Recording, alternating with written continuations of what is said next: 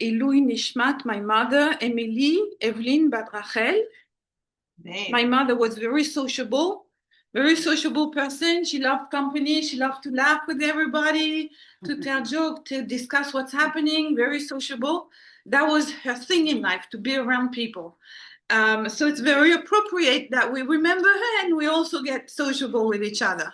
To talk about the three Torah portions that are connected with Hanukkah.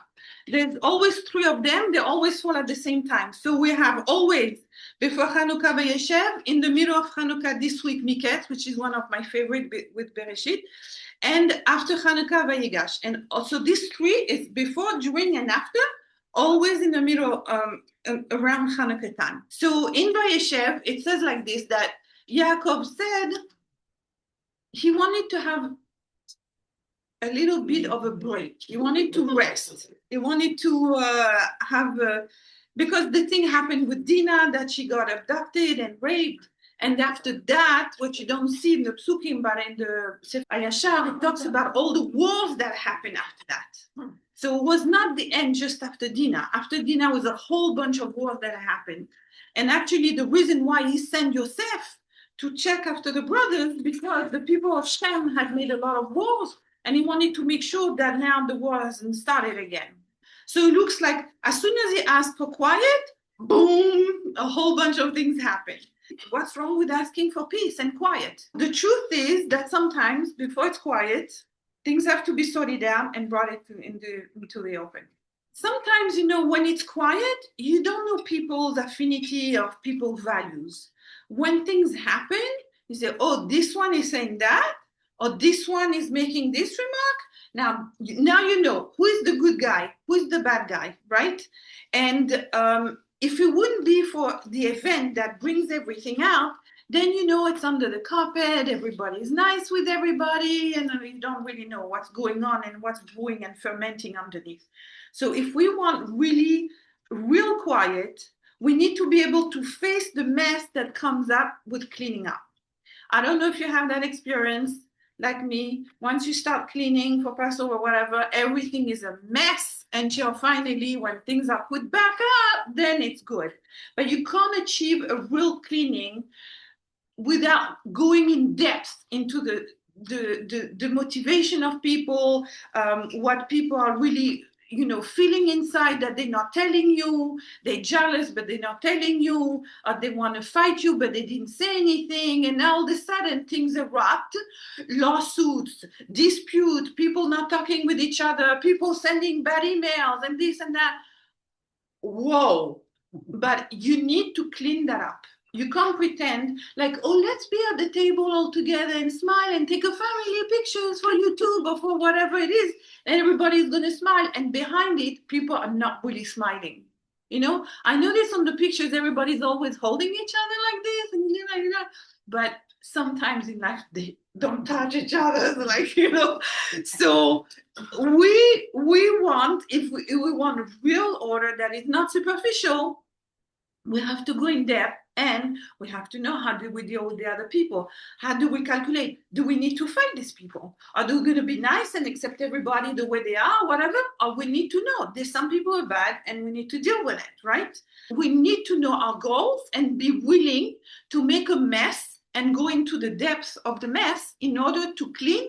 And once we clean, it's nice and good the way it should be. That's real serenity. So this is what Yaakov wanted. He wanted a true serenity. And all of a sudden, in these three parashot, boom, boom, boom, boom, boom, boom, boom, one thing after another, the thing with Yehuda, the thing with Yosef, the thing with all kinds of things happen. So Yosef, he was in jail for 13 years, right? Like you were saying on Shabbos. 13 years. And Miketz means at the end. In the end, what you see at the end of these three parashiyot, Vayigash, he became a mighty ruler, not only mighty, but a very just, very good and righteous person, because rulers have a tendency to abuse other people. It comes very fast.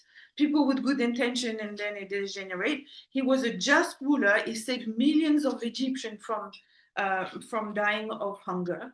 And he saved his brother who had wanted to kill him. So at the end, it will be good.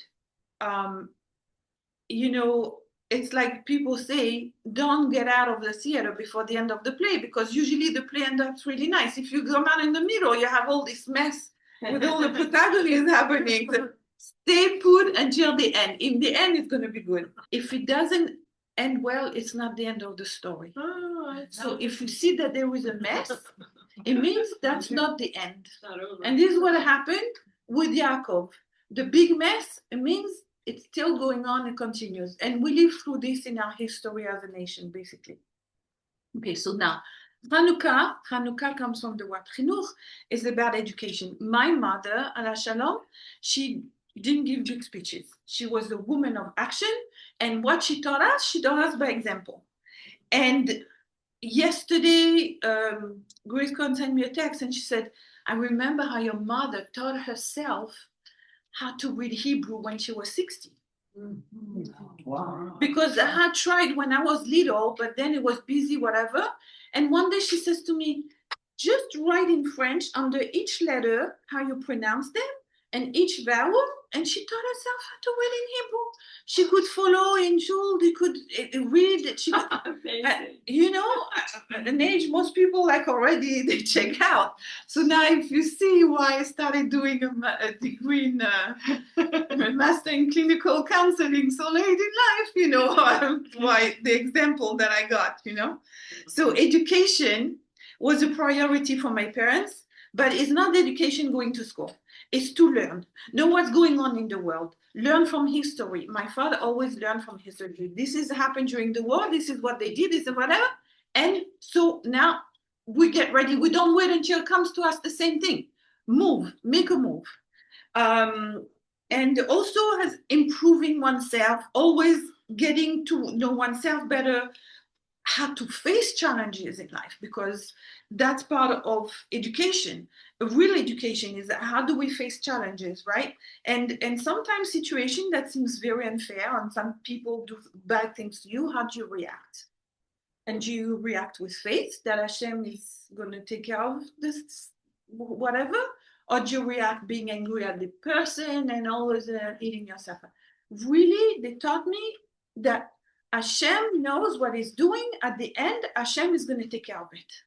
And that's something that is part also of education. So a common theme in our house was, whatever you choose to do the best you can.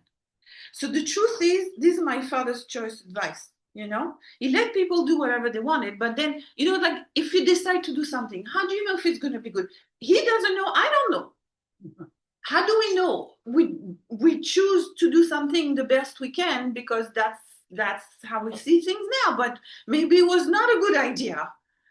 But if you do the best in what you're doing, no matter what you choose to do, even if it was not a good idea, the fact you involve yourself to the best of your ability and you grow from this is already, you're going to be winning. And my mother, she was a perfect example of this. Whatever she touched, she had to do it right. Like you say today, she's a perfectionist. So today you'd say, oh my gosh, she needs to say psychology. She's a perfectionist. But she thought it's normal. It's a good thing. When you do something, you do the best you can. You don't do halfway. You do the best you can. So she did that in everything. She beautified her home. Also herself, how she dressed. If she wrote a letter, she wrote an envelope, she wrote nicely the address with the fine handwriting. And if she brought food over for a fundraiser, she put on a nice plate. And, you know, she doesn't dump all the things. She put them like that and they looked so good. And even if she bring food to an older person who is, you know, could not go out of the house, she went and she cooked exactly what the person wanted and what was healthy for her. And she went to buy fish, especially for Madame so-and-so, Ben Shimol, and she would go and bring it on a nice plate, that it should look nice, you know? So what does it have to do this with Hanukkah? So it's Hanukkah, we have to put a few words on Hanukkah. So on Hanukkah, we celebrate a victory. A lot of people think about oil, but the truth is the oil came only 100 years later when they realized that the victories were not victories because now they had been taken over again. The main thing that the Institute of Hanukkah, they see miracles in the battles, in the victory.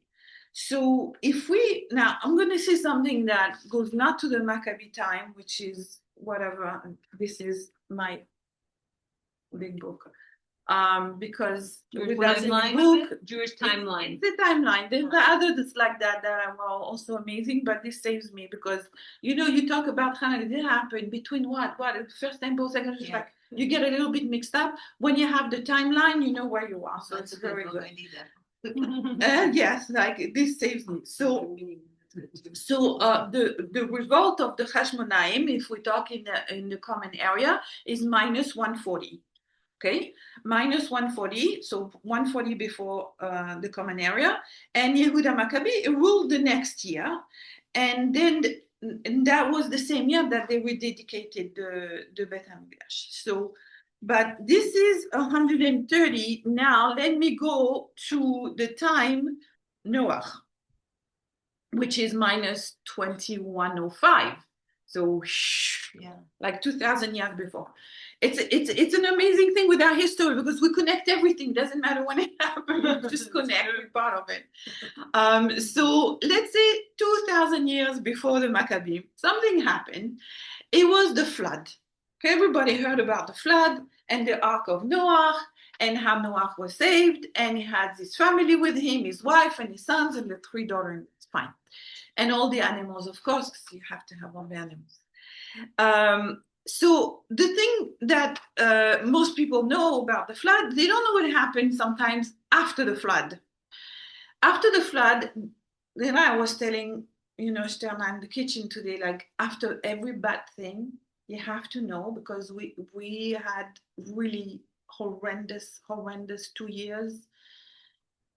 And this week also, so bad things, we have to know one thing, and it has to keep the faith in us. After every bad thing, the same level of bad is going to be the same level of goodness, if not more. Noah, back to Noah. Okay, back to Noah. Okay, so year minus 2,105. Okay, that's the story of Noah. So after he comes out of the thing, he plants something. He plants a vine, and right away that vine, fast, with incredible blessing and abundance, gives fruits, and the fruits become wine. So it's like, okay, and Noah drinks and gets intoxicated. And he's not in a presentable situation, I should call it, right? He had 3 sons. Ham comes in, sees his father in a very bad shape, make fun of him, abuse him, and go tell the other people. That's Ham. Okay? Can we check out this guy? Not a good guy? Okay. Comes Shem. Shem in English is the word Sem, and is like Semite, comes because they're descendant of Shem. Uh-huh. Shem comes in and he sees a situation that is pitiful. So he comes and he takes a cover, goes backwards, not looking at his father, because he already been told what's going on. He comes backwards and he covers his father's body. What is his intention in covering his father's body? The intention goes like this. You have a body of a person. It's a body. The body is an envelope for the soul. What I see now, the act of bad situation of my father, that's his body. But that's not all my father is. My father is a soul who fought for 120 years building something, trying to save humanity. It didn't work, but whatever. My father is a tzaddik. My father is a righteous person. Now his body, whatever, or say we cover it.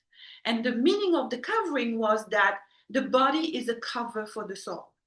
So he goes backward and he covers his father's body. Fine. That's his intention. To really make the point that what I see now is just something that is external. He got drunk, it's okay. But look how many days in the teva, how many times he worked so hard, and he was a total pure tzaddik. So don't, because of one time he messed up or whatever, maybe you never know. Don't cancel the whole person. His neshama is a neshama of a tzaddik, and the body made a mistake or whatever, maybe didn't know. And that I say to people in recovery, that people in recovery have to know, you messed up, your soul is your soul, that's it. Your soul is not touched. So that's the idea that we have and the value that we have in Judaism, in our faith. Now, there's another person that came with him, and that was the third son. The third son is called Yafet. Yafet comes, but his intention is not the same. You know why Yafet comes to cover the body? It's my father's an old man, look at this, it's a mess, cover it up. You know, this doesn't look good. That's Yafet. Why? Because Yafet, in his frame of mind, what he's thinking of, if it's beautiful, it's good. If it's not beautiful, it's no good. Yafet. Yeah. Yafet means the beauty, exactly. And this is the cultural war that was going on. Basically, Greek civilization, basically the descendants of Yafet, and they developed the body, muscle, statue. They're the first one that made naked statue. Why not? Because it's beautiful. It's indecent. It doesn't matter. It's beautiful. You know, and that's the value that they have. Beauty is a goal in itself without any other thing behind it. It's all in the name of physical external beauty. That's how it is. What is the place of beauty in life? Because why? If something is beautiful, why not? Like I told you, my mother, every time she made beautiful things. So why not? Why can't you say it's not beautiful? But the thing is, this is a question that social media slums it. It slums us with it in our face. Why? Because social media is all about what's beautiful, what you look like. Facebook, your face. The face, Facebook, what you look like. People showing off. It's the car, it's the house. People rent the houses. You know when they have all these videos that will say the house, they rent the house. The TikTok people, they have professional people that are their agents. They rent them the house, they rent them the car, but they have to show. And you know, it's interesting because when you have people on videos, you rarely you see somebody who is just like smiling like that. No, they have to make all these stupid things that they want to show. I don't know what they're trying to show, but it's all a show, basically. It's all what it is. It's what it looks like. Now it's got worse. Before was the cars, the pretty girl, the house, the yacht, whatever. Now is with AI, it's like even what you see, totally made up.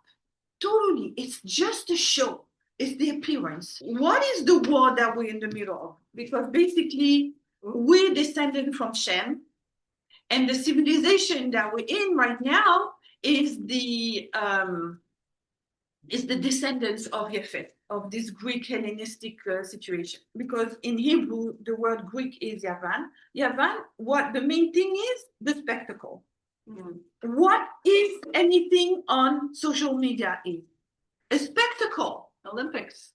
The Olympics, yeah. And you will run around naked. It's a spectacle. It's not just what you see, it's also the noise that goes with it. The loud noise, the music. You know, I'm loving this party here. We ladies, we sitting down together, whatever.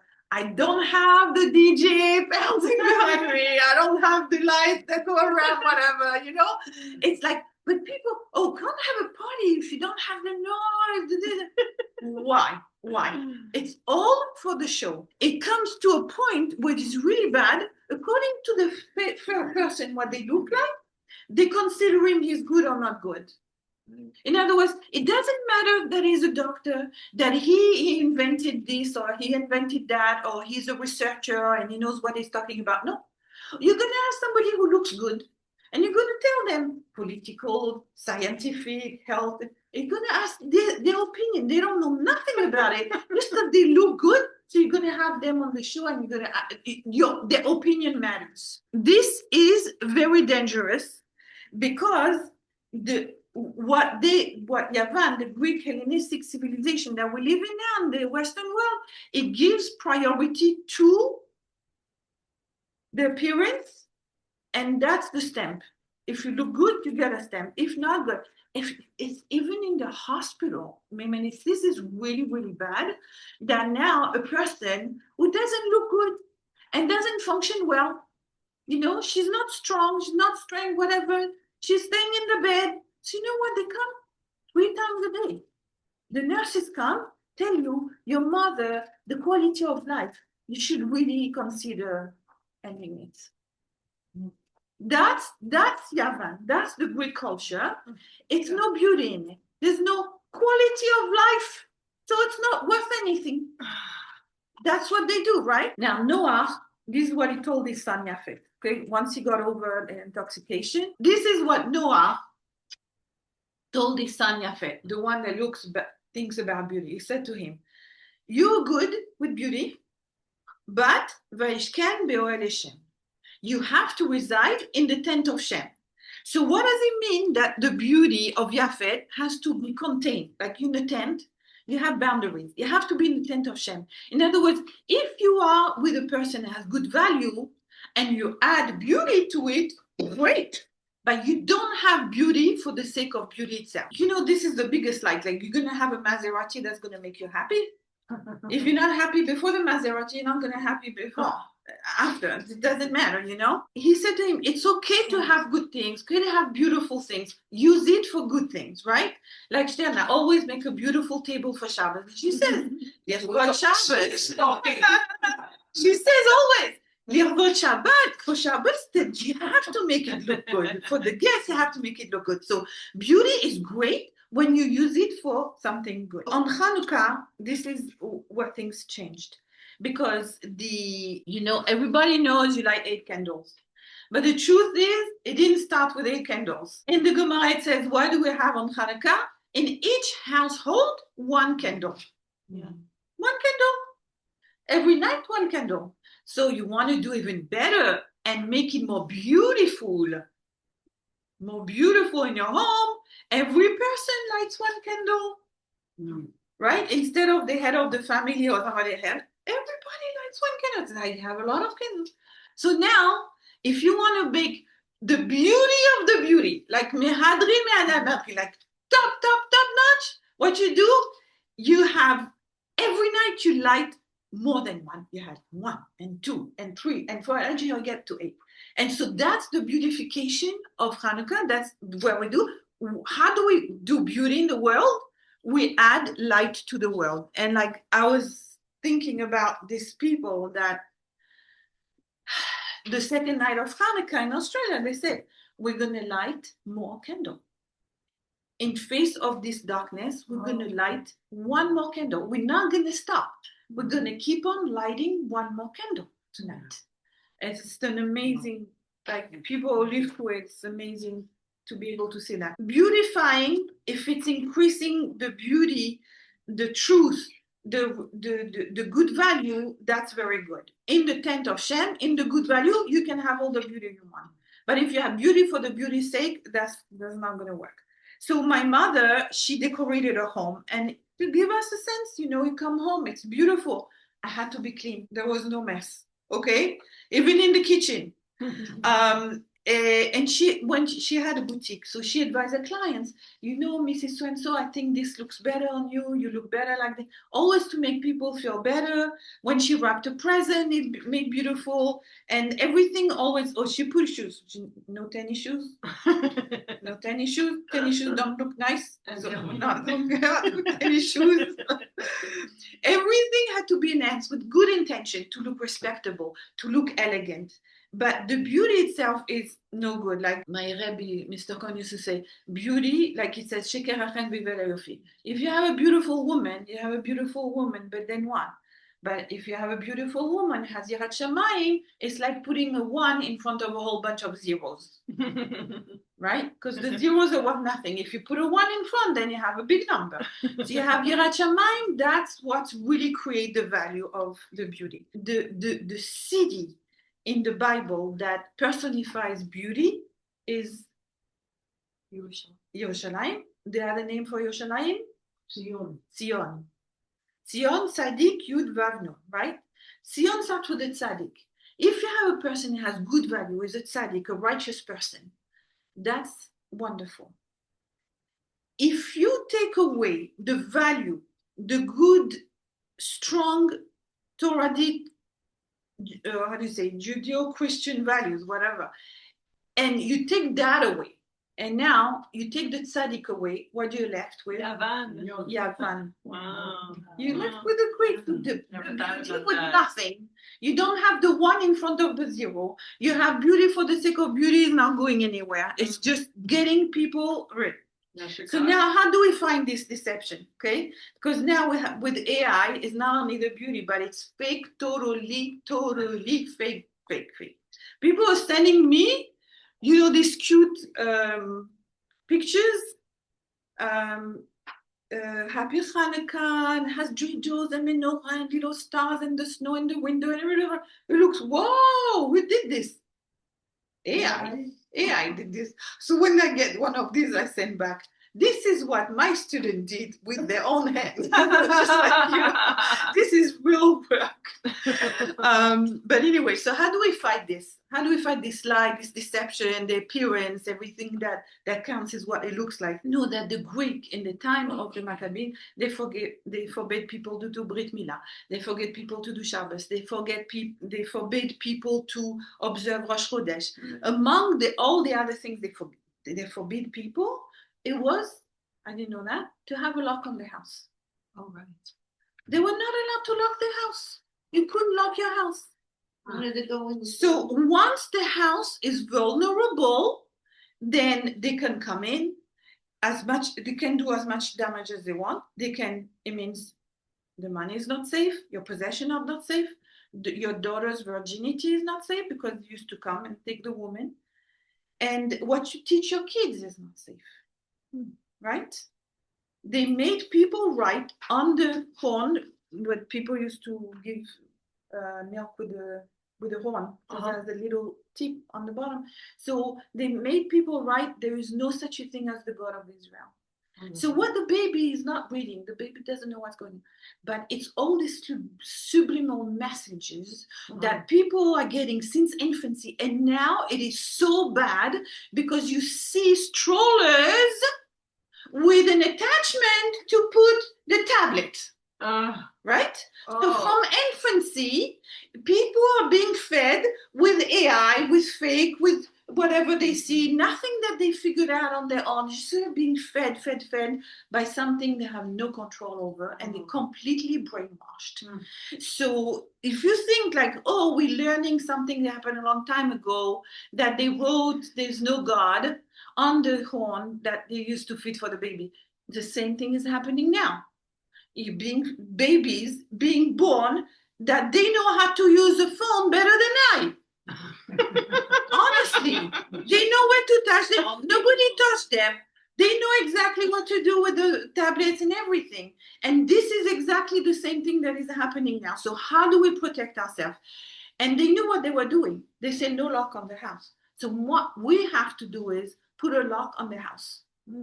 Because the home is where the nation starts. Just like a couple and have a baby, that's where you start a people. You have to have a baby. Like, Charlie Kirk, he said, how do you change this nation? He told young people, go get married and have children and have a home. And one day a week, you talk to your family.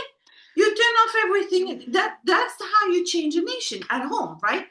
So that's what we have to do now. The bastion of the civilization is the home. So if we want to make a change on the big picture, we have to start inside the house. And I know that not everybody has children that are little and you can tell them what to do or whatever, but you can always start talking to people. I am so proud of my daughter-in-law. She told me, no screen for my son. I mean, it's amazing because I see other mothers. You bothering me, you're crying, here, watch this. I'm so proud of her. She's got books, she's got toys. It's hard. It's so much easier to stuff a screen in front of these kids. But it is where we're going to win the battle, by locking the door from the outside, lies, video, all the fake stuff, all the appearance, all the garbage this is what we're going to do. We need to put a lock back on the house, and we have to protect it, because this thing that we have, it comes into the house. Once it comes in, what do you know? These are all the people now with addiction and porn addiction and gambling addiction, and it's all on a little thing like that.